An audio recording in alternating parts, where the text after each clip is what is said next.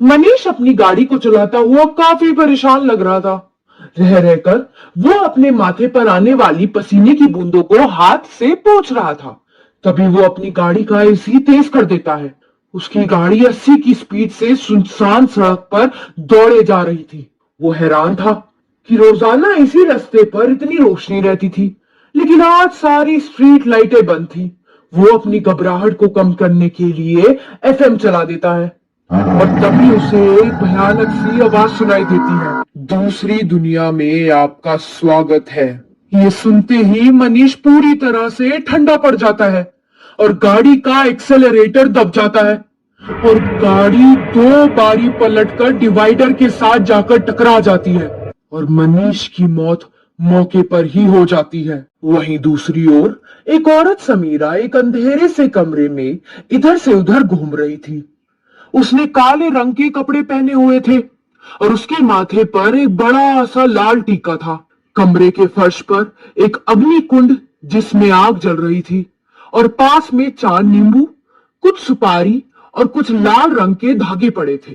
तभी कमरे में अचानक से धुआं बढ़ जाता है और उस धुएं में से एक बहुत ही सुंदर औरत बाहर आती है। भगवान के लिए मुझे सच सच बताओ, क्या वह मर गया? मेरे वार से आज तक कभी कोई नहीं बचा। किसी को मेरे ऊपर शक तो नहीं होएगा ना? मैं यह करना नहीं चाहती थी, लेकिन मजबूर हो गई। उसने मुझे मजबूर किया कि मैं उसके साथ ऐसा कुछ करूं। वो टेबल पर रखे हुए गिलास में पानी डालती है और एक ही घूंट में पी जाती है। तुम बेफिक्र हो जाओ, वह अब इस दुनिया में नहीं है और तुम्हारे ऊपर किसी को भी शक नहीं होगा। उसकी मौत एक प्राकृतिक मौत ही लगेगी। अब तुम आराम करो, मैं 1 महीने तक तुम्हारे साथ हूँ। तुम्हें जब भी मेरी मदद की जरूरत हो मुझे याद कर लेना। समीरा गर्दन हिलाकर हाँ बोलती है और तभी वो सुंदर स्त्री उस धुएं में वापस समा जाती है। समीरा जल्दी जल्दी कमरे में फैले हुए सारे सामान को एक संदूक में डालती है और वापस उस कमरे को ऐसा सजा देती है कि जैसे वहां कभी कुछ हुआ ही नहीं था। फिर वो अपने कमरे में जाकर सो जाती है, पर नींद उसकी आंखों से कोसों दूर थी। रह रहकर उसे मनीष का ख्याल आ रहा था। उसे डर लग रहा था कि कहीं किसी को पता ना चल जाए। उधर हाईवे पर अकेली गाड़ी का एक्सीडेंट लोगों के लिए कौतूहल जैसा बना हुआ था। सारे न्यूज रिपोर्टर वहां पर जमा हो गए थे। पुलिस वाले जांच में लगे हुए थे। मनीष के शरीर को हॉस्पिटल में भेज दिया गया था। 48 घंटे बाद रिपोर्ट आती है कि मनीष को हार्ट अटैक आया था। ये सुनते ही समीरा गहरी सांस लेती है। 4 दिन बाद जब ऑफिस जाती है, यार, अभी उसकी उम्र ही क्या थी। वैसे बड़ी हैरानी की बात है कि वो ऑफिस से जब निकला था तो बहुत खुश था, फिर अचानक ऐसा क्या हुआ कि उसको हार्ट अटैक आ गया। मुझे तो अभी भी विश्वास ही नहीं हो रहा है। हाँ यार, मुझे भी यकीन नहीं हो रहा। हम दोनों साथ ही तो निकले थे। हाँ, और तभी एक काली बिल्ली ने उसका रास्ता काटा और वो रुक गया था। तब उसने मुझसे कहा भी था कि यह कुछ बुरा तो नहीं होने वाला, और तब मैं उसका मजाक उड़ा रहा था। ओह, काश हम लोग यही ऑफिस में ही रुक जाते। तभी समीरा ऑफिस में एंट्री करती है। उसकी हाई हील की टकटक से सबकी नजर उसकी तरफ जाती है और उसे देखकर बिल्कुल भी नहीं लग रहा था कि उसे मनीष की मौत का कोई भी अफसोस है। वो सबको हाय बोलने के बाद अपने कैबिन में चली जाती है। तभी वहां पर उसके बॉस आकर अनाउंसमेंट करते हैं। बड़े अफसोस की बात है कि हमारा एक साथी अब इस दुनिया में नहीं रहा। जैसा कि दस्तूर है कि जाने वाले के साथ कोई और जा नहीं सकता, इसलिए अब हमें मनीष के बिना ही काम करने की आदत डालनी होगी। आज से मनीष के डिपार्टमेंट का सारा काम समीरा देखेगी। ऑफिस के सब लोग ताली बजाते हुए एक दूसरे को देख रहे थे। उन्हीं में से एक विद्युत नाम का आदमी ये सुनकर बुरी तरह चौंक जाता है, क्योंकि उसे लग रहा था कि मनीष के जाने के बाद उसे उसका डिपार्टमेंट सौंपा जाएगा। वो समीरा की तरफ देखता है। समीरा के चेहरे पर एक बड़ी सी रहस्यमय मुस्कान थी। मनीष के लिए मेरे दिल में तहे दिल से बहुत अफसोस है। पर होनी को कौन टाल सकता है। आई होप मेरे दोस्तों हम सब मिलकर अच्छे से काम करेंगे। तालियों की गड़गड़ाहट के बाद सब शांत हो जाता है और समीरा जाकर मनीष के कैबिन में बैठ जाती है। ओ मनीष, क्या बताऊं कि आज इस चेयर पर बैठकर मुझे कितना अच्छा लग रहा है। काश उस दिन तुमने स्टाफ के सामने मेरी बेइज्जती ना की होती।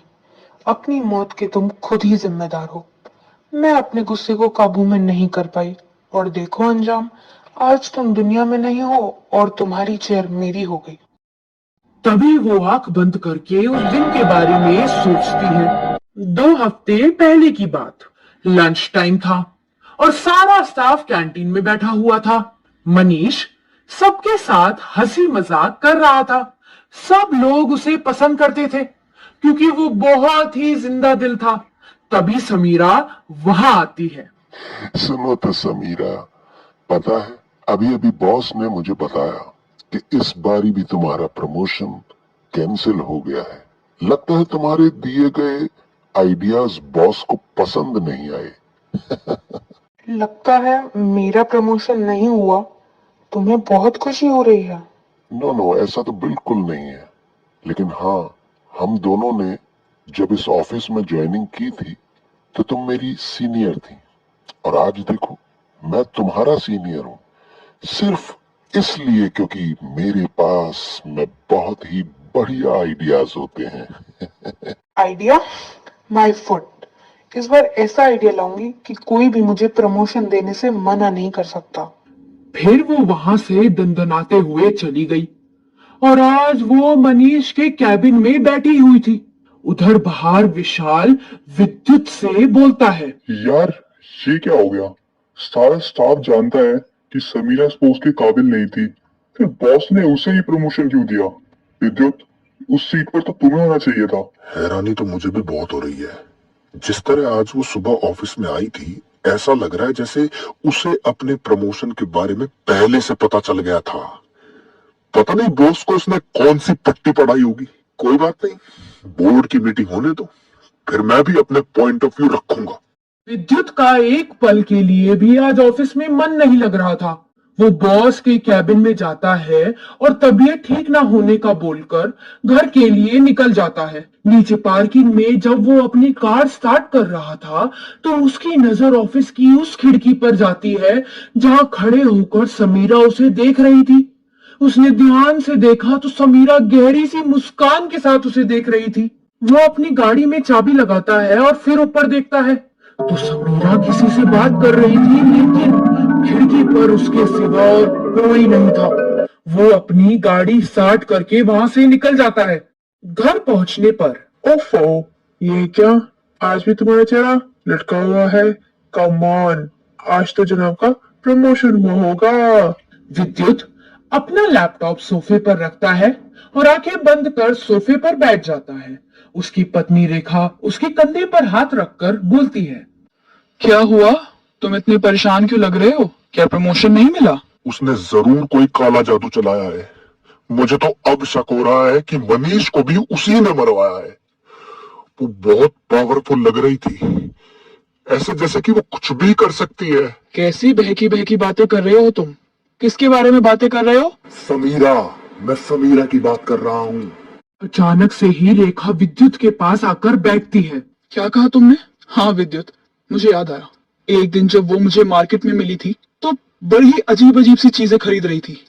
उसने दुकानदार से पूरा चिकन लेने की बजाय सिर्फ उसके पैर के नाखून मांगे, और जब मैंने उससे पूछा कि तुम इसका क्या करोगी तो उसने हंसकर मेरी बात को टाल दिया। वो जरूर कुछ कर रही थी, कुछ बहुत ही भयानक। हाँ, मैंने भी आज कुछ अजीब सा देखा। वो खिड़की पर खड़े होकर किसी से बात कर रही थी, लेकिन वहां उसके सिवा कोई और नहीं था। अगले दिन रेखा एक पंडित से मिलती है और सारी चीजों के बारे में पंडित को बताती है। पंडित जी, 15 लाख कैश दूंगी, लेकिन कुछ ऐसा उपाय बताइए जिससे विद्युत का प्रमोशन हो जाए। ये 5 लाख अभी पकड़िए, बाकी काम होने के बाद।